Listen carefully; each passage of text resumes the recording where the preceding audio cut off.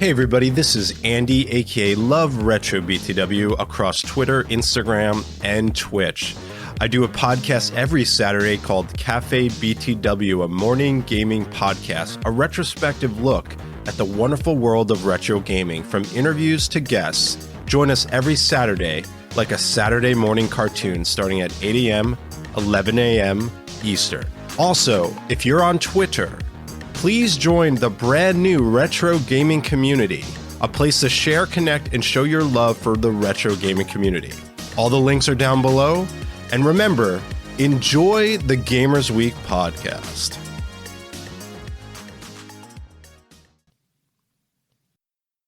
Coming up on Gamers Week podcast. Everybody had something to say about Mario's butt. Yeah, you got Mario's butt, you got Ryu's dong. I mean, where does it end? Well, one was bigger and one was smaller. So poor Mario's stuck with pancake ass now. Right.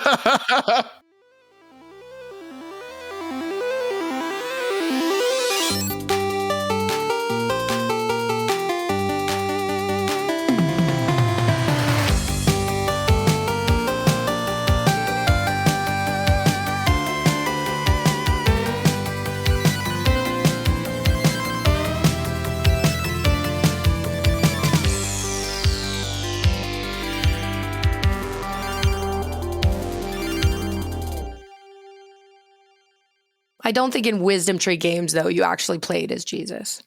It would probably be some weird game that exists somewhere on Steam. Oh, no, there's a fighting game. There's a fighting game where you can play as Jesus. Oh my God, please tell me it's like Mortal Kombat-esque. Fighting game where you play as Jesus. God, like Jesus and Moses battling it out. Oh, it's called Fight of Gods on Steam.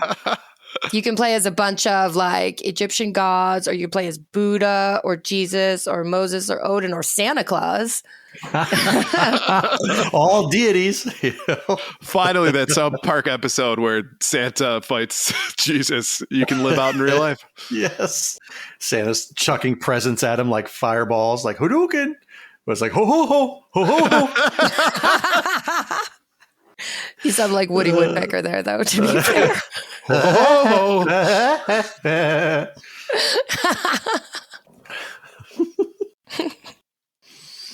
Good stuff. Are we ready to go? Yeah, I'm good with that. Okay. We're going to get canceled for sacrilege. Yeah. For laughing at Fight of Gods? No, we didn't make it. We just acknowledge that it exists. Welcome to Gamers Week podcast. Like the name says, we analyze the best, worst, and weirdest headlines of the past week in the video game industry. This is episode 42. Today is Wednesday, October 5th, 2022.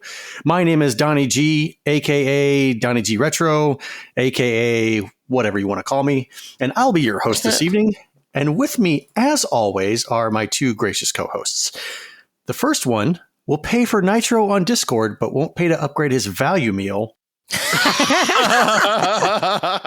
Ryan, how are you doing this evening? I'm doing good, whatever you want to call me. And secondly, my co-host, she once threw a blue-shelled plush toy at a cop. How did that go? Writer's view. They can't prove it was me. Oh, scandalous.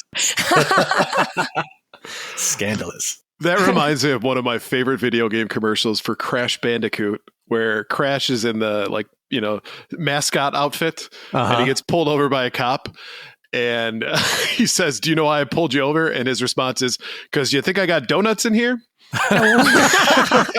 Oh, the 90s. Yeah, I vaguely remember that.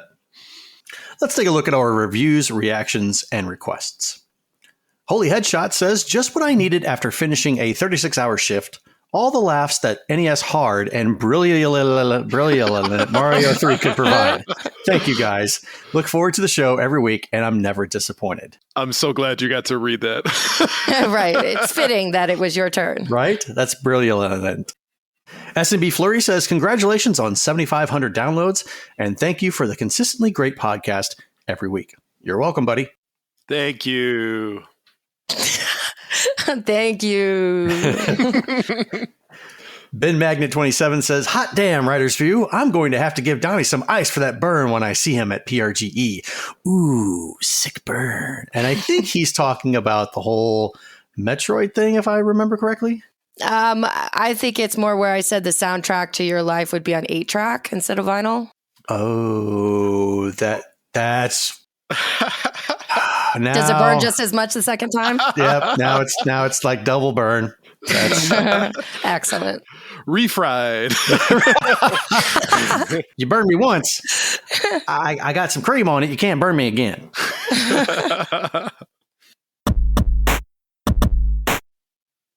And now it's time for the very important poll. That was supposed to be Iron Man. Oh, I am Iron Man. Yeah, that is what the voice changer promised, and I don't feel that it delivered. Was that with or without the snap? What? Oh, come on. Really? Yeah, that went over my head as well. I'm Iron Man. Avengers Endgame. Give me a break, people. Oh, got it. Jeez. Got it. Once again, I excuse myself from knowing Marvel references. I failed you, Donnie. I failed myself on that one. All right. Every Monday on Twitter, we post our VIP. That is our very important poll. And if you'd like to participate, follow us on Twitter at GamersWeekPC. So the question this week, who is your favorite video game character portrayal in a movie or show? In third place, we have Ryan Reynolds' Pikachu with 21.3% of the votes. Second place was Julia White's Sonic with 25% of the votes. And the winner, by no surprise, Henry Cavill's Geralt with 37.8% of the votes. We also had 16% of people vote other. So let's look at some of the comments from the poll. At the Big Bridge 77 said, the others are real good, including Jim Carrey as Dr. Eggman in the new Sonic movies, but my all-time favorite cannot ever be beat. Raul Julia as M. Bison, GOAT video game character portrayal. Hear, hear. At I Am Director Josh said, I prefer Ben Schwartz's Sonic to Julia White's. At I Am Thomas Wilson said, I'm going with Bob Hoskins' Mario. Movie issues aside, he was the guy for it. At Datashed said Captain Lou Albano as Mario. And at Becca Meadows NCM said, we can all lie and pretend it's not Henry Cavill, but to whom are we lying? You two need to ask yourself this question. So how did you vote in the poll, Ryan? So I voted for Ryan Reynolds' Pikachu. I think his portrayal of Detective Pikachu was done extremely well because it includes a lot of just Ryan Reynolds humor, which I absolutely enjoy. And it strangely fit with Pikachu. Even though Pikachu doesn't really talk. Right. Well, he talks in his own language. Right. And in fact, the person who portrays Pikachu in the cartoon, I believe, has a specific language for Pikachu. And she has lines that she translates into the Pikachu language. So it's like Pika-Pee. Yep. She went that far with it. Yes. I admire that kind of depth in your role. Mm-hmm. So, yes, he does technically talk, but I don't think it's filled with sarcasm and coffee addiction and all these other things. Because it was super funny and obviously towards the end, also kind of heartwarming. So it was just a really good mix. But I think actually, when it comes down to it, the Big Bridge 77 nailed it. Raul Julia as M. Bison, just so over the top, stealing every single scene that he's in. I thought he did that extremely well. It's probably the best part of that movie. And by that's far, a low bar, but it is. Because you had this very celebrated, accomplished, revered theater actor going down into this completely pulp, over the top action video game movie. And he clearly didn't fit and outshone everybody else that was there. Absolutely. And just some of the lines from that, like, game over. Yeah. Yep. And then when he's making fun of Sagat, he goes and puts his hand over his eye and goes, I guess you didn't see that, did you? I mean, he very easily could have said, this is beneath me. I can just phone this in, but he didn't. Right. And actually the reason is that his kids were huge fans of Street Fighter. He had never heard of it before that. And he took the role because of that, because his kids were so big into it. And then I think he just made it his own. And I think it was his last movie. I believe so. Unless he had another theater role or something. But yeah, I think it was his last movie. Yeah. I'm thankful that he brought it for sure. Mm-hmm. So what about you, Donnie? I mean, there's some great choices here with the whole Captain Lou Albano versus Bob Hoskins debate over who was the best Mario. I mean, they both did it in their own way. That's something I will have memories for the rest of my life with those two performances. Raul Julia, how can you say you don't like that? It's you just touched on all the points that make it a classic performance from Raul Julia. My favorite, however, it's kind of, I wouldn't call it off the beaten path, but it was the first time I got to see Scorpion and Sub-Zero on the big screen. The arcade game just took the world by storm. Then they ported it to the Super Nintendo and the Sega Genesis, and we all know how that went. And then we finally heard that they were making a movie, and I was like, oh my God, I get to see the two ninjas on screen battling it out. I see the trailer for it, and there they are in all their glory. There's no CGI to be had. It's two guys in actual costumes, and I'm like, holy crap. And you get to see them on the boat in that scene, and it's just like, oh, come on. The nerd in me just screamed from the depths when I saw that. Tell me it was a high-pitched squeal of a scream. That's close exactly enough. I'll take it. But that's what my vote is for this one. Nice. Blue, what about you? What was your choice? Well, you guys already know. Pretty much everybody knows. It's 100% Henry Cavill's Geralt. And he was a wonderful Geralt, but I'm just going to vote for anything that Henry Cavill does. That's just how it's going to be. So anything that Henry Cavill does, you'll vote for it. Right. Okay. Superman? I watched that Superman, and it was the most pleasant Superman viewing experience of all the Superman viewing experiences that I've had. Of course it was. Because we know how much Blue loves Superman. Yes, all of the Supermans and superheroes and Marvels and things. They're all my Supermans. Yeah. I'm going to correct you real quick. Superman is DC before you get blown up in the Twitter comments. So. I don't care. Literally, I don't care if I get blown up, but I don't care about Marvel, DC, whatever, because I don't care. Well, that's your response, everybody who was planning on commenting. Right. At Writer's View, let me hear it. They are ready with the pitchforks like, oh my God, I can't believe she said that. Don't care. Superman kind of sucks, though.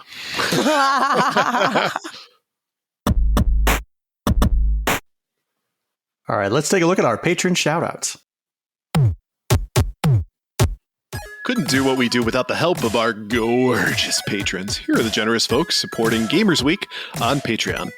Emo-esque, Bill Tucker, Rybread's #1 fan, Fruitcake's #1 stan, Ducks with Thick Thighs, The Wizard of Zardoz, Clayman71, Great Saiyaman 81, B&T Zillaguy, Geek with That, Crunchy Kong, Sheriff Snacks, Frank Grande, JNL Game, Love Retro BTW, Steven Sam, Ramboski, Terry Kinnair, Ducks in Disguise, Jim and Colleen, Games with Coffee, Davey PGH, the Red Ox PDX family, including Shanna and Luke, Zach Huge Thanks, Random Retro Dude, Princess Kitty Mew Mew, Rai Secret Best Friend, Mega Retro Man, and Gamatronic.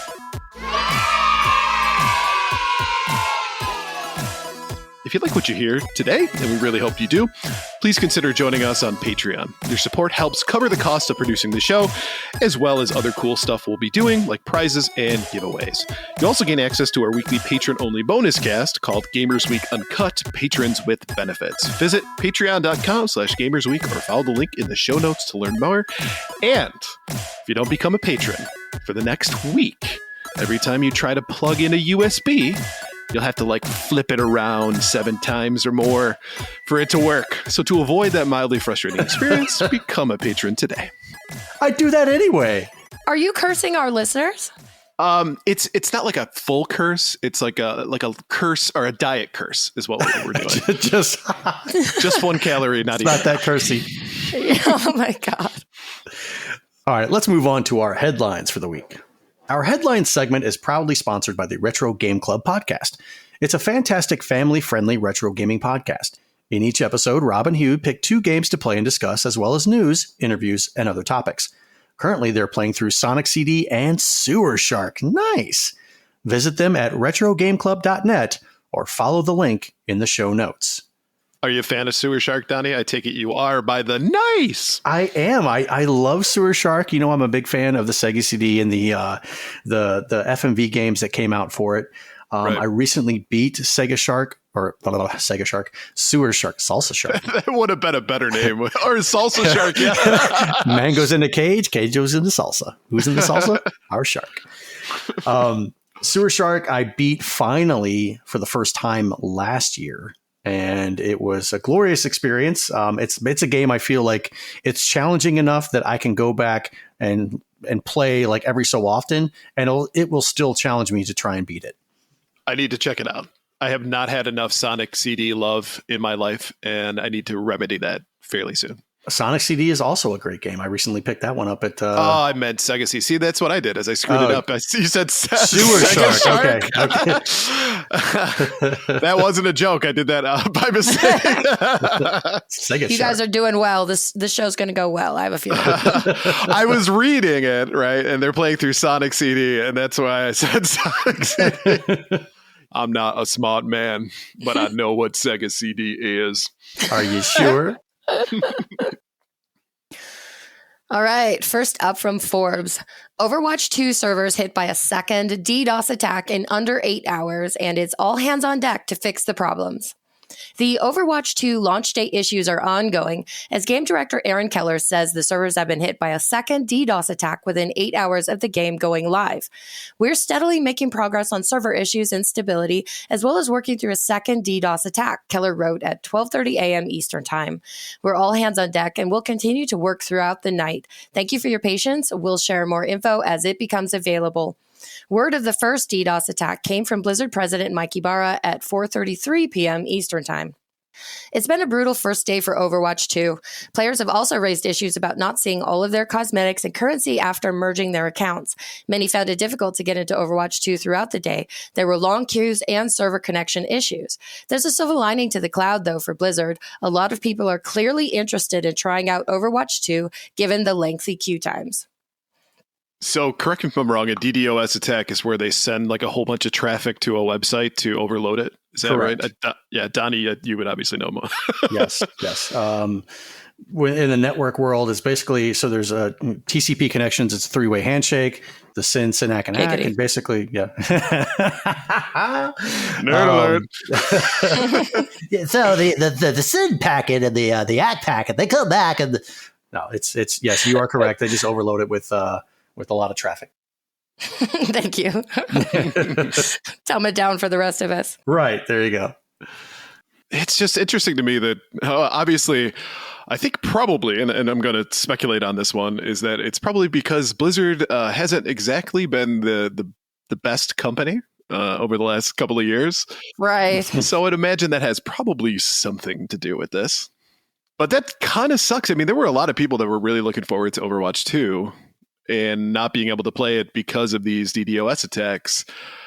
I mean, I get it. I get that you're trying to make a statement maybe, or you're just being an asshole. I don't know. But geez, think about the players sometimes, I guess. Because that's awful.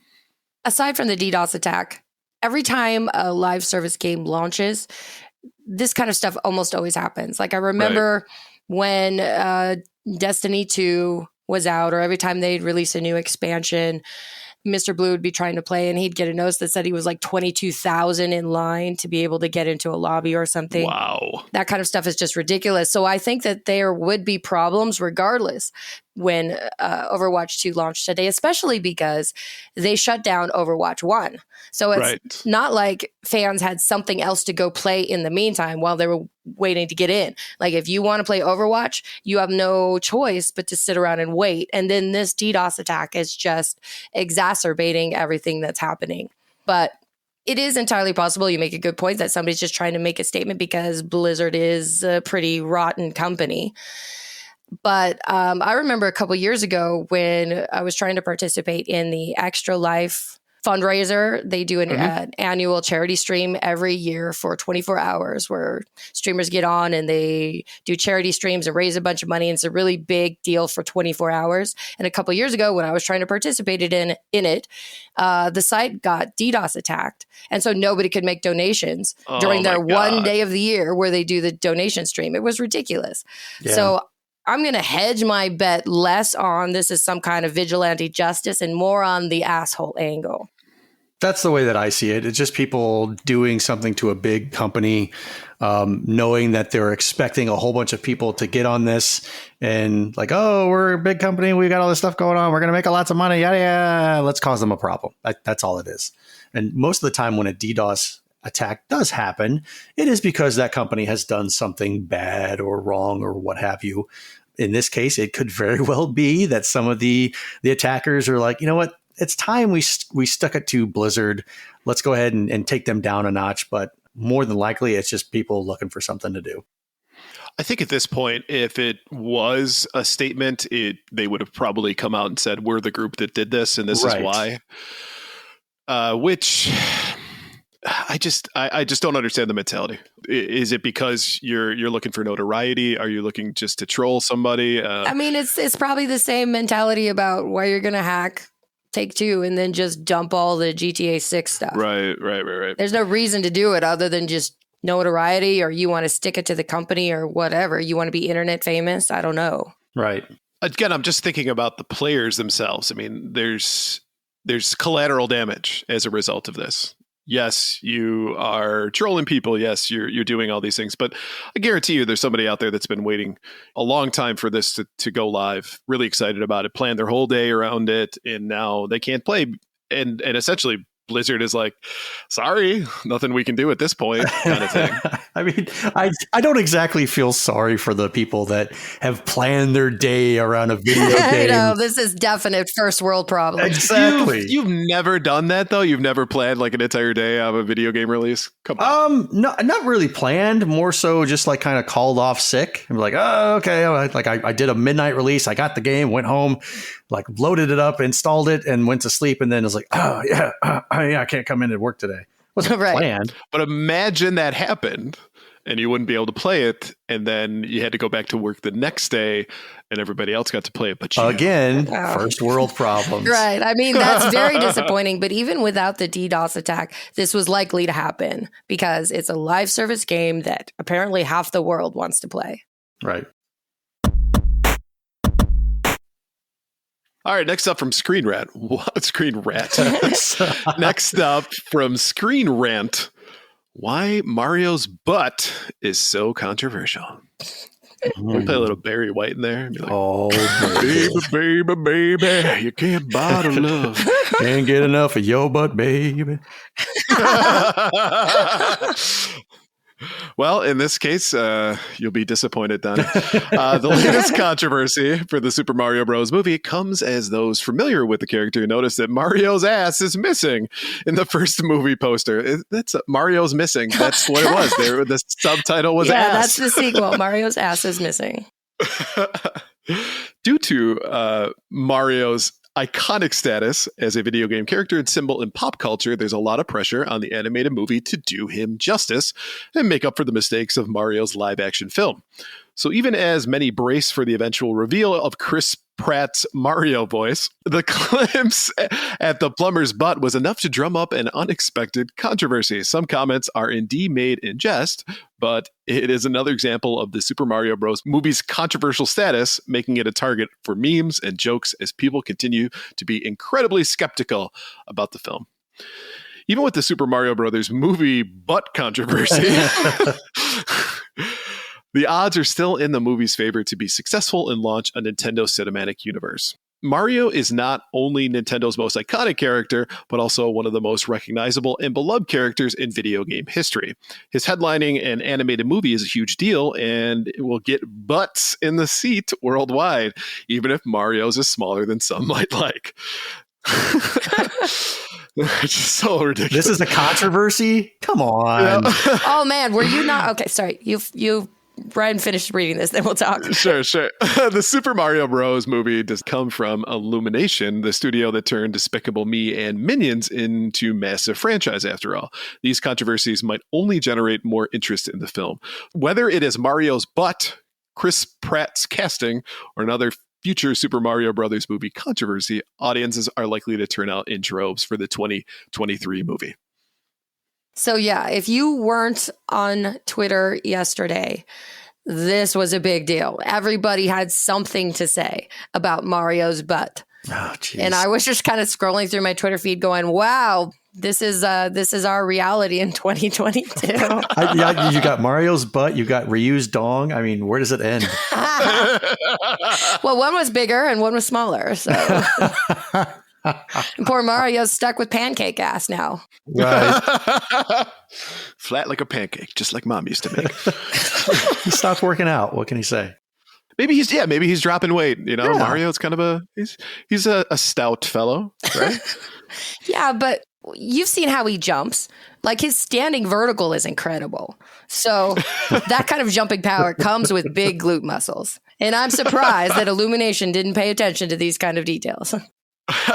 Just imagining somebody taking that and running with it, like creating a real to life Mario butt size in order for him to jump that high. That would be horrifying. Just walking around waddling with this huge bubble butt, you know? Holy jeez, look at the butt on that.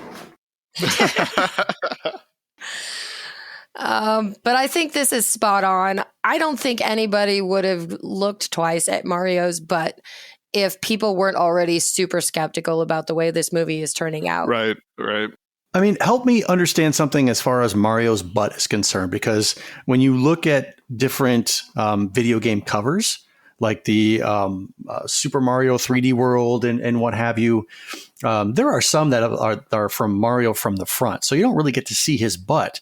And I don't really remember seeing any of it on Mario Party on the covers of that. So it's not like he's on every cover just sitting there in the twerking pose with his butt and looking back for, to the camera for everybody to say, hey, here's my butt. So I don't understand why this is such a controversy. Mr. Mushroom Kingdom has a secret. Mario in Mushroom Kingdom Magic Part 8. He's on the cover of Play Plumbers. And oh, God. Well, okay, so when you look at the cover of Super Mario 3D World and Bowser's Fury, they have that artwork for Bowser's Fury, which is Kaiju Bowser is in the background and Mario's in the foreground with his back facing to the viewer. Yeah. And there is a noticeable bump in the butt area.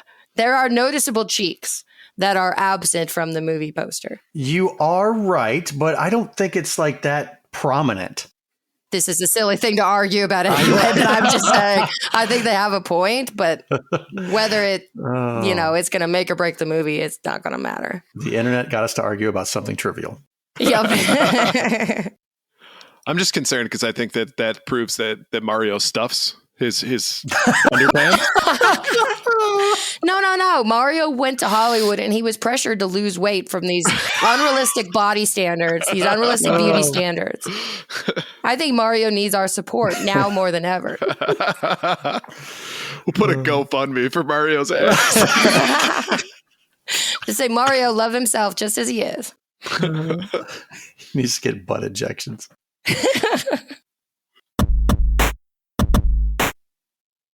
From VGC, PlayStation Stars is giving top members priority chat support in the West, too. The new PlayStation Stars loyalty program is offering members in its highest tier priority customer support in the West. It's been confirmed. PlayStation Stars, which debuted in Asia last month and will roll out in Europe on October 13th, launched today in North and South America. It has a 4-tier level system in which all players start at level 1 and can work their way up to level 4 by buying games and earning trophies. As is the case in Japan, it's now been confirmed that level 4 PlayStation Stars members in North and South America will receive chat priority routing, which enables them to connect with customer support representatives more quickly than other people. After the level 4 customer service benefit emerged last week, numerous Twitter users expressed their frustration at the perk, with some pointing out that good customer service should be a standard and not something you have to pay for. Last week, a hidden 5th tier of PlayStation Stars membership was reportedly found in the PlayStation mobile app. The tier, which is allegedly called Diamond, according to Datamined Info, is reportedly invite only. Considering both of these images are hosted on PlayStation's official website, they're certainly real, but whether or not they'll actually be used is yet to be seen. And I have to say, PlayStation, you effing suck for this. Holy crap. Yeah, if you buy more games, you get better customer service. I mean, I get that it's like a loyalty program, but that means that some guy who has a less concerning problem with their PlayStation 5 gets to get customer service before somebody who has something potentially catastrophic going on because they didn't pay enough. Right.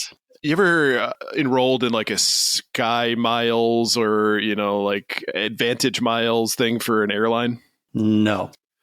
So one of the things that they do is you can like earn status, which will give you perks and stuff, right? Okay. And the more you fly, the more you spend, the more perks you get. One of those tiers, if memory serves me right, for Delta, allows you to do the same thing, like skip the line. And I freaking hate that. It's like, oh, you're rich, so cool. You get more customer service because rich people don't have it easy enough in life. Right. Right. Now, this is nothing new, however, to like companies do this all the time with high profile customers who spend a lot of money. They garner certain levels of customer support. I used to work for internet service providers who had customers that brought in certain amount of money per month for the company. Now, if something happened, those customers typically would have almost a direct line to somebody to get somebody to work on their issue. They'd open up a ticket and it would go straight to a manager who would assign it to one specific person who would start working on it, as opposed to a normal customer who didn't spend that much money. It would go into a queue. It would wait to get worked, et cetera, et cetera. We had SLAs that we had to meet. So this kind of feels like this is exactly what it is, but still, it's so stupid to do this in the terms of a service that PlayStation is offering. Right, for players, for crying out loud. Right. Well, and I think Donnie's right on. I think companies do this all the time. PlayStation's mistake is just putting it out there and saying that they're actually doing it, mistakenly thinking that it would motivate people to reach level 4 instead of saying, well, you don't care about us at level 1. I've never called PlayStation help before. I would automatically assume that it would be a terrible experience because they're a big company and calling every big company in the world is a terrible experience. Indeed. So I guess it's something I can see from both points. Those of us who can't spend $100 gazillion on games would like to still believe that we're valuable customers of PlayStation, that PlayStation values our business.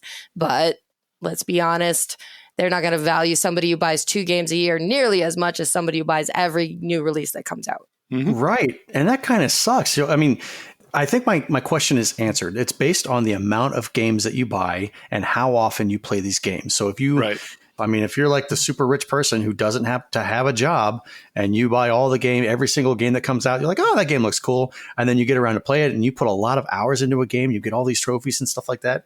Hats off to you. But the average person, I mean, how many $70 games are they going to be able to buy with all these games coming out? And how much time are you realistically going to be able to invest with the average person who has a family and a job? And it seems to me like they're just trying to pump their metrics more or less for it to say, hey, we've got this many players playing this many hours and buying this many games. So like for them, it's their ability from a PR perspective to tout that, to show that their company is viable and that it's, doing well. Yeah. Rather than having an organic metric that's real, they're kind of almost forcing people to play more, buy more in order to just make sure that they have enough level to get the service that they want. Right. You know what metric I would love to see? What? I would love to see this PlayStation Stars loyalty program go the same way as their stupid accolades program. In that nobody cares, nobody signs up for it, and it just dies from disuse and disinterest. Well, I won't be signing up. I'll tell you that. No, heck no, I'm not. Definitely not. I could care less about tiers and their digital collectibles, which are totally not NFTs. And by the way, that's been doing really great lately. They've only seen a 97% reduction in the market for NFTs. Only 97. Yeah. And one headline that I almost included in the show but decided not to because we've talked so much about it already is Sega announcing their first official blockchain game. It never ends. Just put that baby to bed, please. I want to see what the blockchain has to offer as far as games are concerned. But if it's anything to do with NFTs and stuff, I don't want anything to do with it. Well, this game that Sega is doing, they are partnering with a blockchain company, Double Jump Tokyo, and the blockchain company is making the game. It's not like they've got a game dev company making the game and integrating the blockchain into it. The game is actually being made by the blockchain company, who, for some reason, I guess, know how to make video games. Right. So I'm not sure that bodes well for the game being the first priority and the blockchain being the second. I think it's going to be the other way around. They roll out with a blockchain version of Pong. Like, look what we did. Right. It's so innovative. All right, next up from Games Radar, Milk declares itself the official performance drink of gamers. Performance drink. Okay. Right. Milk was a bad idea. Milk, yes, the dairy milk you might purchase from your local grocery store is getting into games by sponsoring TwitchCon and declaring itself the official performance drink of gamers. You can find Gonna Need Milk listed among the presenting sponsors for TwitchCon, a streamer-focused convention set to kick off on Friday, October 7th. This year, Milk becomes the official performance drink of gamers, the official description says, recognizing gaming as a sport and gamers as athletes. Milk will present a TwitchCon event called How Fast Are You?, which will test gamers' physical and mental performance with an epic head-to-head competition. I don't really know what that means, but Milk promises that everyone can enjoy some chocolate milk and limited edition swag, and the competitor with the fastest hands will earn the grand prize trophy created by a Twitch artist. Giggity. Yeah. So yes, you can throw out your Mountain Dews, your Monster energy drinks, and even good old H2O. Milk is here to quench your gaming thirst. You may be wondering exactly how Milk can declare itself the official drink of gamers. The Gonna Need Milk campaign is the product of Milk PEP, a marketing organization funded by American milk companies. If you know Milk PEP from anything, it's the Got Milk campaign that was pretty much inescapable in the US throughout the 90s and 2000s. There were even Got Milk ads featuring Mario to really tie this all neatly together. So I'm going to say this, it's going to be gross, but if you're around me 20 minutes or more after I've had a glass of milk, you don't want to be around me for the rest of the day, is all I'm going to say. So are you too lactose intolerant? I am lactose intolerant. Right, buddy. Yeah. So this gamer will not be downing gallons of milk during my gaming sessions, unless I really want to be alone. Yeah. No, I think that's the crux of it is the dairy industry is coming up against this giant wall, which is the reality of the number of adults who are lactose intolerant and actually the nutritional reality that adults don't really need milk.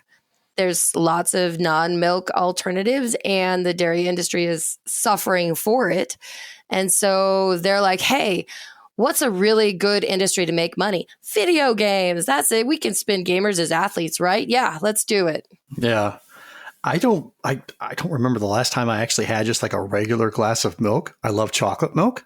I drink that all the time, but I got to be honest, if I've got a glass of water sitting on my desk and it goes a couple of hours just sitting there, I can reach for that, pick it up, take a drink. Same thing goes for a soda, might be a little bit flat, or an energy drink after a couple of hours, or you know what, even the next day, there's still a little bit in that can. I can okay, I'll take a sip.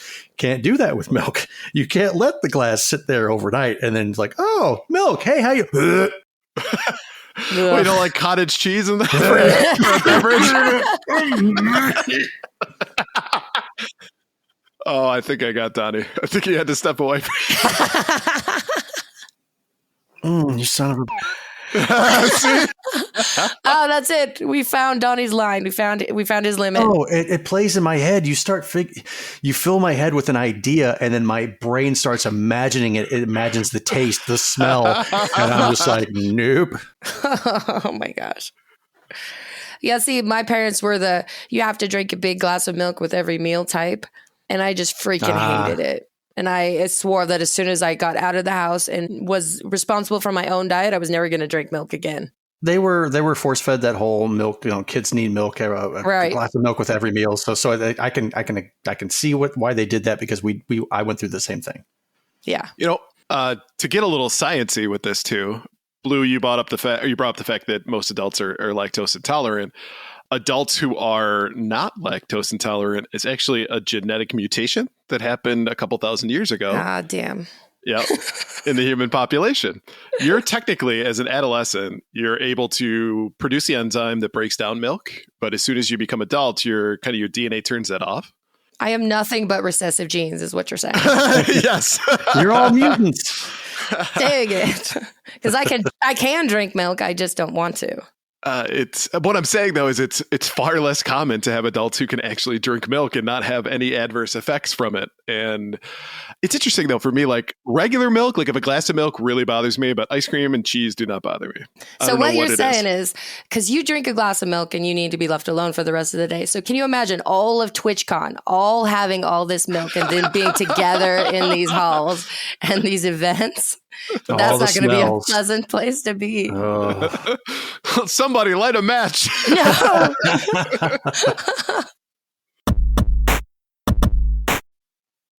All right, let's take a look at our top 3 new releases for the week.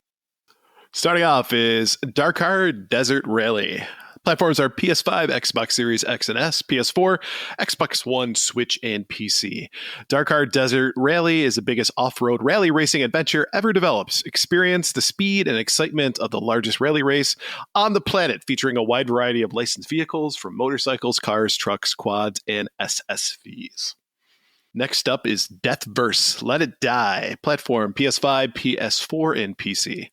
Deathverse is a full-scale survival action game in the same world as Let It Die.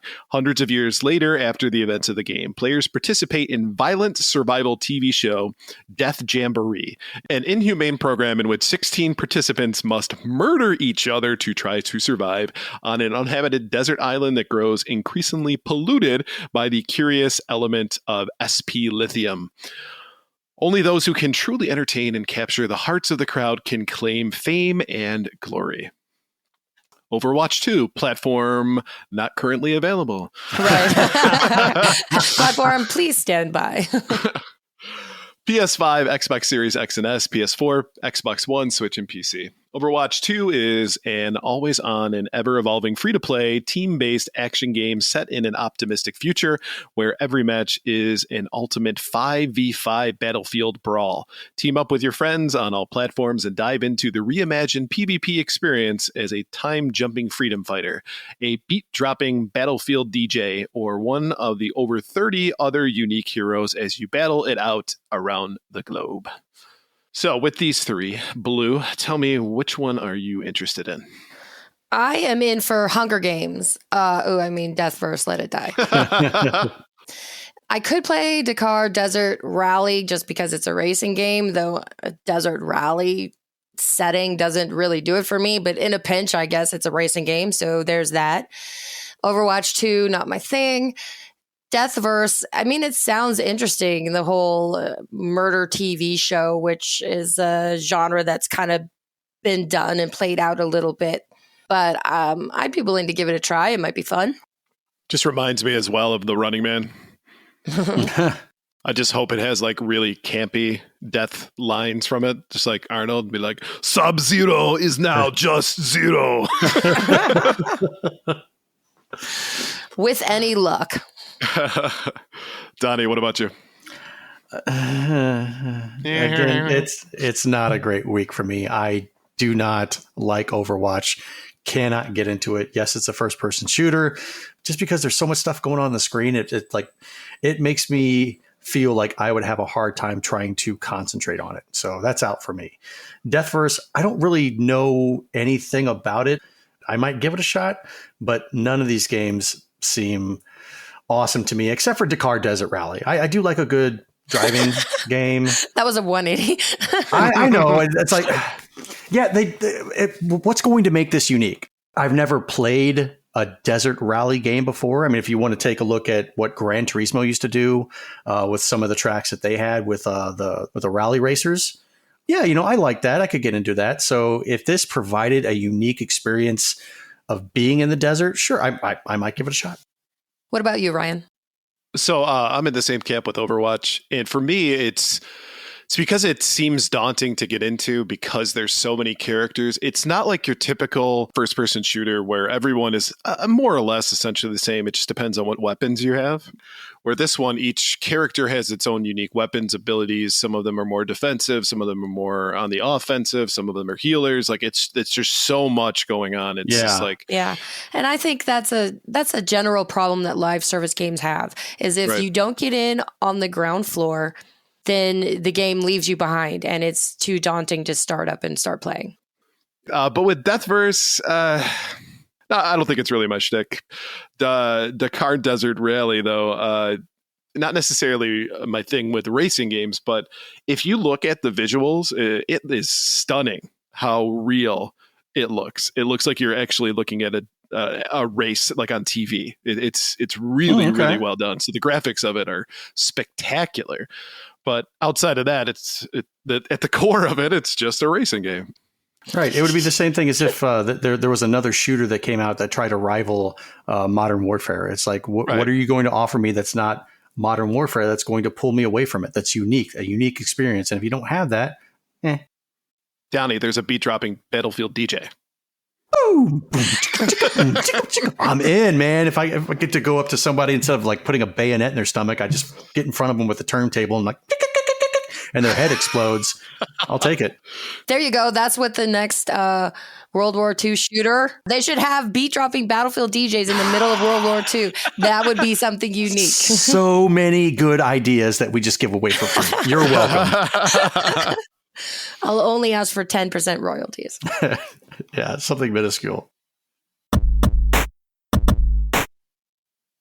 All right, before we jump into our main topic, we are going to talk about our giveaway for this week. We are giving away a reproduction Super Nintendo copy of Secret of Mana 2. That's right, the game that never found its way to North America.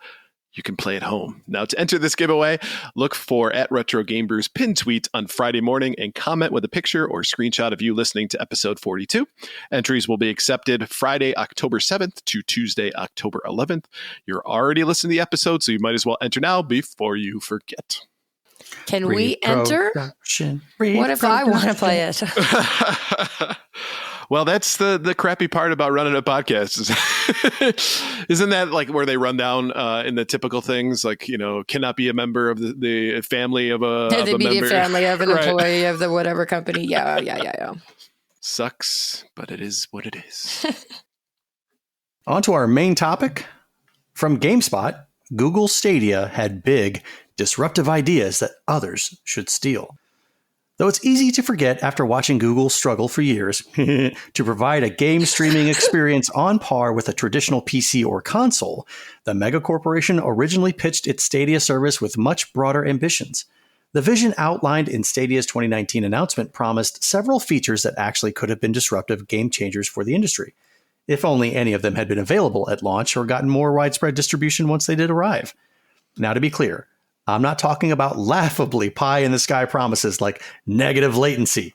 Some of its tech promises were nothing more than smoke and mirrors, attempting to assuage reasonable concerns about streaming tech as the backbone of its video game offerings.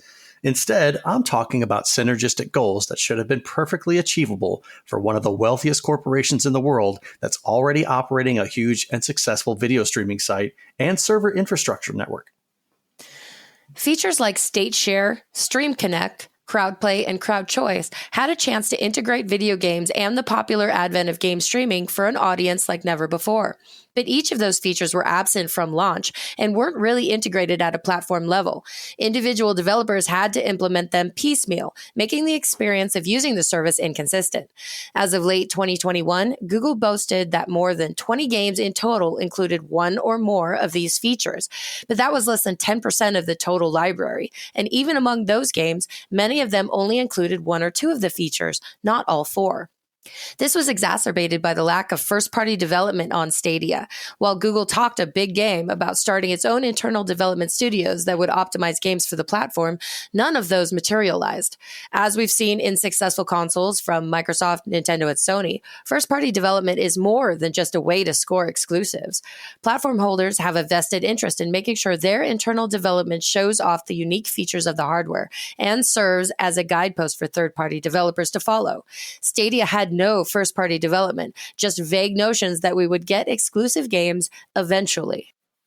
Imagine a world where state share was integrated into every game, letting players pass their progress back and forth at will, and letting developers and streamers share their own builds to democratize their experience. Imagine a multiplayer game built around Stream Connect in which seeing through each other's eyes was a vital part of the tactical experience instead of a nice but not necessary add-on. Imagine a game mode for crowd play, which would scale up based on audience size to allow small groups or massive streaming communities to play together. And imagine a game built for crowd choice in which watching your favorite streamer live by your choices was not just incidental but centralized to the experience. Those concepts were strong, and Stadia presented a vision for the future of gaming that was compelling. Where and how exactly Google went wrong with the subject of much speculation and discussion on the services as the services wind down. But those concepts are still viable, smart, and worth pursuing. Google had every opportunity to make good on its promises, especially since it owned the video streaming services at the heart of some of the coolest features, ideas. But other platforms can and should pick up the slack and work to implement those and similarly ambitious concepts. So I will say this. I think the author is a bit spot on with this. Now, obviously, there are a myriad of different ways and reasons why the Google Stadia platform did not succeed. I think we pointed out with some of the biggest ones with the lack of third-party support and first-party support. Well, the lack of first-party games that were available for the system, and the fact that there wasn't a whole lot of developer, we'll say, support in helping run some of the features that they had. It was also just conceptually from the start, it got more or less pushed out of the marketplace because of things like Game Pass, because you still had to buy the games off of Stadia. So even though it was just a streaming platform where you could purchase digital games and have them, you still had to purchase them. So looking at something like Game Pass, where it's only $10 a month, it's a much better option for your average gamer. So the concepts, though, the four that they described, I think would be a huge upgrade in the experience for your average player. But the problem is that you got to adopt those things, and they need to be an integral part of the development process right from the get-go. Right. The one that I was actually kind of excited about was State Share, which would allow you to send a captured game state to somebody else. So if you're stuck in a game, you could send it to your friend who like already had the platinum or whatever, and they could do a difficult part for you and then send the game back to you. And so it's the equivalent of just handing the controller to your older sibling, get me through this level, except on a worldwide scale, essentially. I think that would have been really cool. Somebody would definitely turn that into a business. Oh my God, yeah. 100%. I would if I could, if I was good enough at a game. Like, hey, who wants a platinum in Hollow Knight? I'll do it for you. Exactly. Send us your save states. We'll have one of our qualified video game technicians tackle this for you for a low, low price of $19.99. And bam. Or it's like, okay, $19.99 for we take a couple days and we try it. Or if you pay $39.99, we give it to an expert level technician who can get it done in 24 hours or less. I wonder if you do that though, like does the platinum have an asterisk next to it to say it totally it wasn't should. Actually you? It totally should. Yeah, but who cares? Because I could play Hollow Knight for a living. That would be awesome. I like crowd play. I think that's a great idea. Yes. You know, being able to scale up and scale down a game based on the audience size. I mean, with everything that the cloud is doing, it's just that. It's scalability on demand. So I would really love to see a game take advantage of that feature. Imagine you get like a 1,000-person raid, right? And you're playing the game. Oh, and then all of a sudden your game like explodes out to being this huge, like massive melee.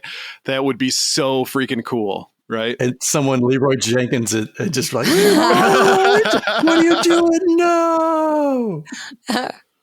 I'm trying to imagine a Mario Kart race with that just got like 1,000 races.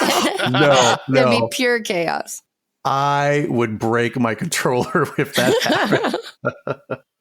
I like the idea as well. The last one, the crowd choice. I think often what you see streamers do, especially with RPGs, you're like, what should I name my character? And I think that would be kind of a cool concept, is being able to crowdsource this stuff rather than sitting around waiting for somebody to type something in chat that's actually funny versus just like dick butt. Like,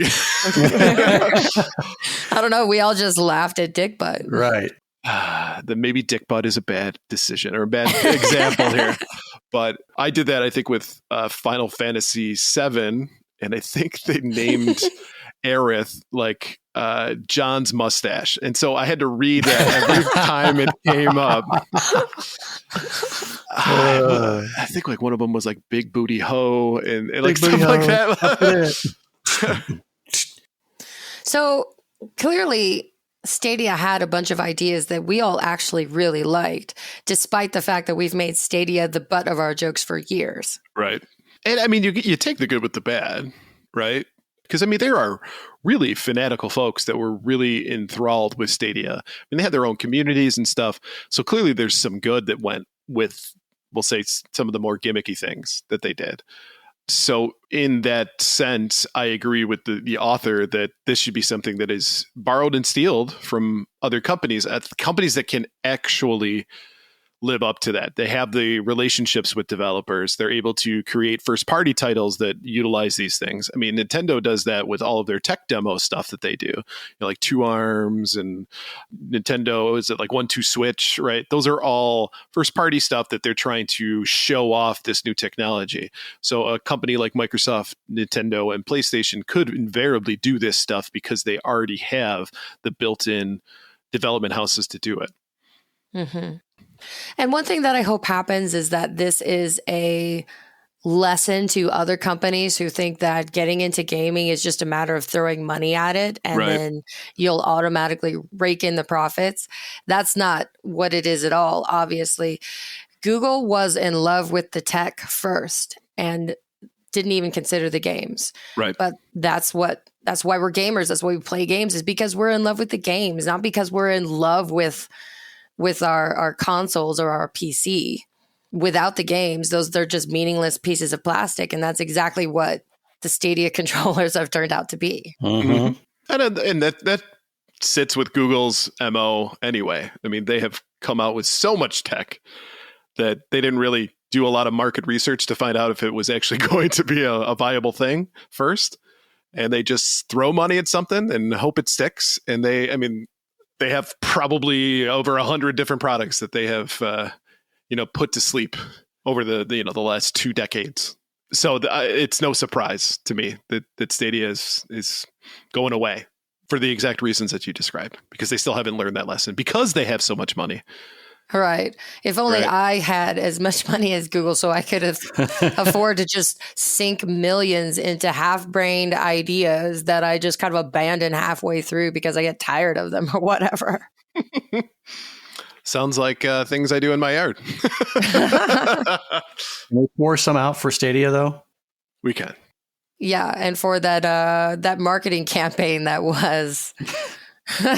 That was something. Hi, I'm looking for... Stadia? What? What's Stadia?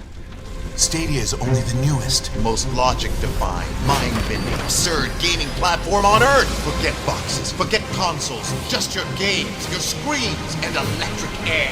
And this electric air is Stadia. They really tried really hard with that marketing campaign. I'm going to pour out a little bit of 2% milk for Stadia.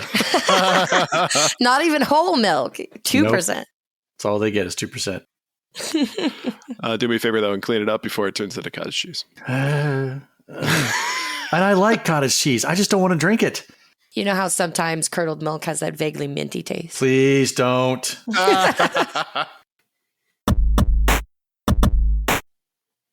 All right, before we move on, let's take a quick break to talk about our sponsor.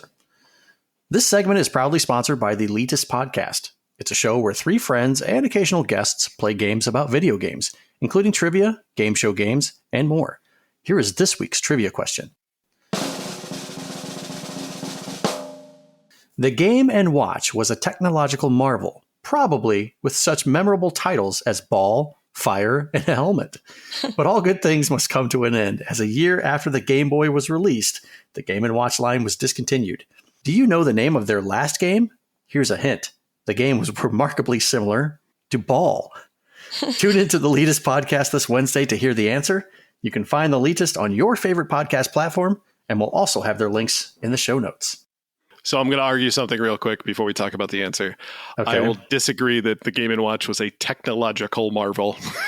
Gunpei Yokoi, the guy who invented the Game & Watch, literally said he liked to use old tech in everything he made. So any guesses about the answer? Similar to Ball, I'm going to go with Cube. No, but I like where your head's at, sir. So, considering how simple the Game & Watch was, I'm going to guess it's redacted or maybe redacted. You are correct. Your vague description did follow along with this. You're spot on there, Blue. Yes. Victory, right? Sweet victory. It's the small ones.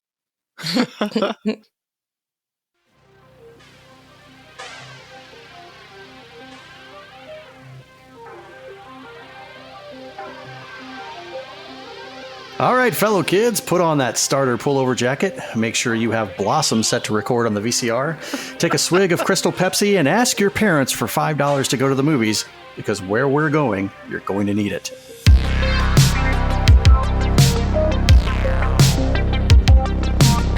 This is the Retro Rewind for October 1992.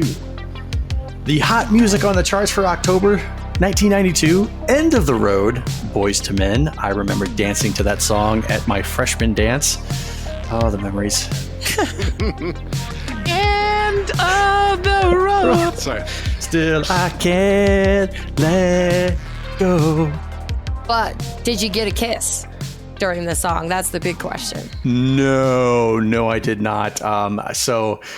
Oh, God, I actually danced with my girlfriend that I've had in 8th grade who had her friend call to break up with me.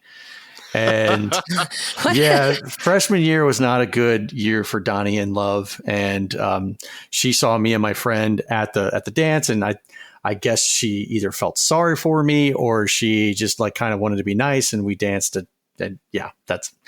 Can I move on, please? I think that's a good idea. Sometimes Love Just Ain't Enough by Patti Smythe. Baby, Baby, Baby by TLC. Everybody's favorite, Jump Around by House of Pain. You can never, ever, ever get that song out of your head. She's Playing Hard to Get by High Five. I don't think I've ever heard of that one. November Rain by Guns N' Roses. Please Don't Go by K&R. We got a GNR and a K&R. Just Another Day by John Cicada. And Stay by Shakespeare's Sister. Did you know that just like the CD and cassette deals of the 90s, they tried it with music videos too? Apparently, you could get the 10 hottest and latest music videos every month on VHS for just $2.98 plus shipping and handling. I think that worked out well. It's like the Columbia House of VHS. So you got a stack of VHS cassettes that just have all the music videos. And I wonder if there's like a person who was a devout customer of that. And then YouTube comes out and they're like, son of a.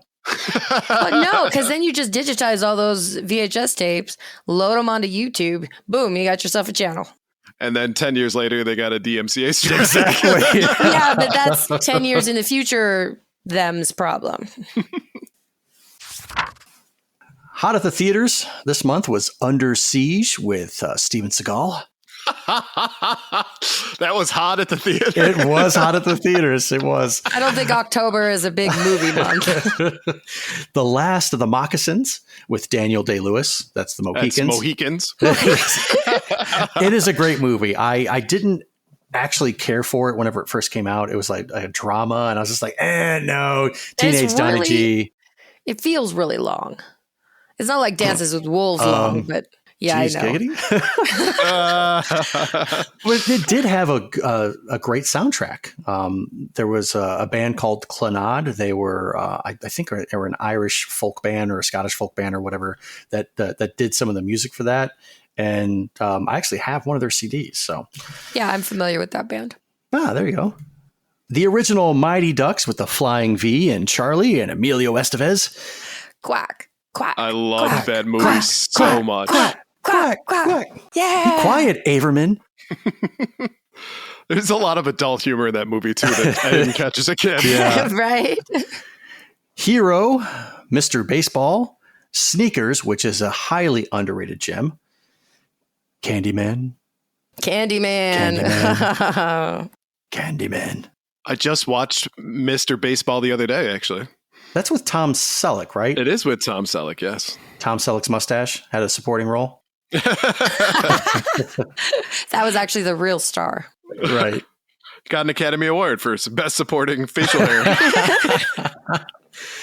Consenting Adults. I don't know what that movie is about, but that sounds up my alley. Giggity. Captain Ron and Singles. And if you don't know what Singles is, go watch it. It's a great movie. It's a romantic comedy, but it's set in Seattle in the early 90s when the grunge era was really taking off. It's got bands like Pearl Jam and Alice in Chains in there and stuff. It's really good. I'm tempted to watch it, but the last time you recommended a movie for me, it was this vampire movie. Oh, Jesus. Just didn't work out. Let it go, Ryan. You have to let it go. Let it go. That's not necessary. What, the let it go part? The singing the The song. singing? You're just jealous. Yes, Jelly. that must be it. Jelly. Hot at the arcades, Guardians of the Hood, which is the unofficial sequel to Pit Fighter. Things aren't fly in Center City. 3 gangs, the Dreads, the Bald Eagles, and the Dragons, are dissing everything in sight. It's boss that we have power punching homies like Connor, Chief, Tanya, and Javier to make things dope. Only they can save the hood. Oh, that is my such God. 90s cringe. It is. And it was taken directly from GamePro for that month. And I'm reading it and I'm just like, that's like my dad coming in and trying to be hip to me. And How do you do, fellow kids? exactly. There was also G.I. Joe, which was a forward-scrolling third-person shooter. This one is a highly underrated gem. And whenever I went to see you in 2020, that arcade that we went to had this G.I. Joe, and I had never seen it before. Oh, no kidding. Yeah, it was blowing my mind because I was like, if I would have known that this game existed, I probably would have dumped a shit ton of money in there. And last but not least, Mortal Kombat! Oh, yes. Mortal Kombat came out in the arcades in October of 1992, and I remember seeing that cabinet for the first time on a Friday night, going to the mall, and there was just a crowd of people around it, so much so that I couldn't get in to see exactly what's going on the screen. I just see Johnny Cage on the side in his patented kickstance. And I was like, whoa, this is a new fighter? Okay, let's see what it's got. Full motion video as opposed to what Street Fighter had with the cell animation and whatnot. And I was instantly sold, especially after seeing that first fatality. Right. The violence, I think, was what really got your attention. Yes. And trying to see how the fatalities worked, what movements that needed to happen, asking the older crowd, like, hey, how did you do that? And they're like, get away, kid, punching me in the stomach and pushing me away. And I'm like, And taking your quarters. Exactly. The arcade that we went to called Time Out, they had it in the far back corner so that the guy who was like that worked the arcade that gave out the tokens and stuff would watch to see if any little kids would go close to it. And at the time it came out, I was like 7. So I was like, oh, I want to go check it out. I was like, no, kid, you can't. That's too violent for you. So of course it made me like want to sneak in more. So Right. You're not my mom. Right. It's like almost like the back room at the video rental store. In the video game news, the Sega CD and Turbo Duo hit the markets this month at the same price tag of $299, but the Turbo Duo was first only released in LA and New York. The Sega CD comes packed with several titles, including Sherlock Holmes, Consulting Detective, 5 Sega classics, which include Golden Axe, Streets of Rage, Super Monaco GP, Revenge of Shinobi, and Columns, all on one disc. Ooh. That's not a bad lineup. No, it's not. It's and Soul Feast and the Paintings Hot Hits, which were it was a CD plus G showcasing music and videos. All that packaged together, I think, kind of validated the $299 price tag. The Turbo Duo actually came with Yee's Books 1 and 2, Bonk's Adventure, Bonk's Revenge, Gate of Thunder, and Bomberman. And actually, Bomberman was a hidden Easter egg. Oh, absolutely. It wasn't advertised. You had to find it. Bomberman 93 is probably one of the best games that's on that system. So Yeah. the fact that it was an Easter egg kind of sucks. I know. It's like how long did it take the person to find out that Bomberman was a playable game? Right. Well, you notice that's a strategy that game companies are not still doing. No. The Turbo Duo also came with Dungeon Explorer and a booklet of coupons that were redeemable for games and accessories. I thought you were going to be like, at your local market. 20 cents off a gallon of milk Yay! so that you can keep up your strength while you're gaming. Performance drink. You're right. Virgin Games inks a deal with the Walt Disney Company for the right to publish video game versions of Disney's animated classic, The Jungle Book. Just so you know, anyone who had purchased an Atari Lynx has until October 12th to receive a free copy of Batman Returns via a special mail-in coupon. All dozen of you. Yeah, exactly. They're not losing a lot of money on that promotion. Galoob, the maker of the Game Genie, was awarded a $15 million judgment against Nintendo of America. The money represents lost profits during the time period from June 1990 through July 1991. During this time, Galoob and its Game Genie licensor partners, Codemasters and Comerica, were barred from selling the Game Genie. Galoob was enjoined from selling the Game Genie when Nintendo of America brought litigation against them for infringement. Nintendo's lawsuit was unsuccessful. I do remember how Ryan touched on that in a previous episode. Mm-hmm. Right. We had a gaming history about it. We did. Video games released this month. Dragon Quest IV for the NES. So good. So want to touch the hiney. That went in a different direction. Metroid 2 Return of Samus on the Game Boy. Battle Clash for the Super Nintendo. Biohazard Battle for the Genesis. Crash and the Boys Street Challenge for the NES. Felix the Cat for the NES. Final Fantasy Mystic Quest for the SNES. That has a special place in my heart. Lethal Enforcers in the arcade. Maniac Mansion for the NES. Phalanx for the Super Nintendo Entertainment System. Do you guys remember the cover of that game? It's an old man playing a banjo. It and nothing is. says shoot him up like Right. a guy on a rocker playing a banjo. I mean, I know it was the 90s, but I still would like to know there. Like, what was the logic there? I don't know. And I remember going into a Blockbuster and seeing that game. I'm just like, I'm a pass. Thank you. Right, exactly. And I think based off of the sales numbers, most people did. Night Trap for the Sega CD. Night Trap. Sonic the Hedgehog 2 for the Sega Master System. And if anybody owns that game, feel free to reach out to me and I'll take it off your hands. And finally, can anyone guess what the last game is that was released this month in October 1992? I got nothing. Zombies Ate My Neighbors. Mortal Kombat. Oh, Come duh. on, people. We've talked about this. Do you remember the commercials when that came out? What, Mortal Kombat? Yeah, where the kids were like in the street, they're Yes. screaming out Mortal Kombat. Absolutely. Very nostalgic. Mm-hmm. So that wraps up our retro rewind for this week. Thank you so much for hopping in the time machine and taking a look back at what used to be. We'll see you back in the present. Oh, and if anyone asks, that's my quarter on the Mortal Kombat cabinet, and I got next. Can you watch it for me while I go to the bathroom? Nope. Where's my spot? I don't know. This huge kid just took it and lost. So you're going to want to look for him. He's like the size of a linebacker, I swear. All right, let's go ahead and wrap up this episode. Thank you for listening to episode 42 of Gamers Week Podcast. And a big thank you to the Retro Game Club Podcast, the Latest Podcast, and Love Retro BTW for sponsoring this episode. Don't forget to check out their links in the show notes. If you want to connect with Gamers Week, follow us on Twitter at GamersWeekPC. Email us at gamersweekpodcast@gmail.com. Visit our merch store at gamers-week-podcast.creator-spring.com. You see what I did there? Yeah, I did. Or if you want to do it the easy way, follow the link in the show notes. And now is the time to get your Gamers Week podcast gear just in time for PRGE. Do it. Do it now. Do it. Join us on Patreon at patreon.com/gamersweek. And finally, since you made it all the way to the end of this episode, please leave us a rating and a review to let us know how we did. We really do value your feedback. While you're there, consider subscribing on iTunes, Spotify, or your podcast platform of choice. And coming soon will be available on VHS. Oh man, we should actually do that. We should do cassette tapes. Oh my gosh. That would be funny. Yes, that's great. And then side A will be the episode, and then side B will be the uncut episode.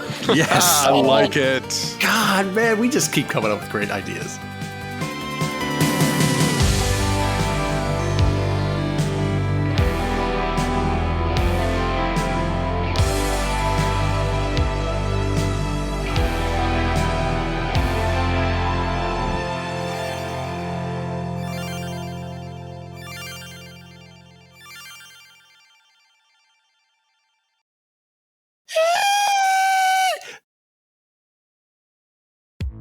Welcome to Gamers Week Uncut. Welcome to Gamers Week Uncut. Welcome to Gamers Week Uncut, Patrons with Benefits. This is the unscripted, patron-only bonus cast with less editing and more dirty jokes.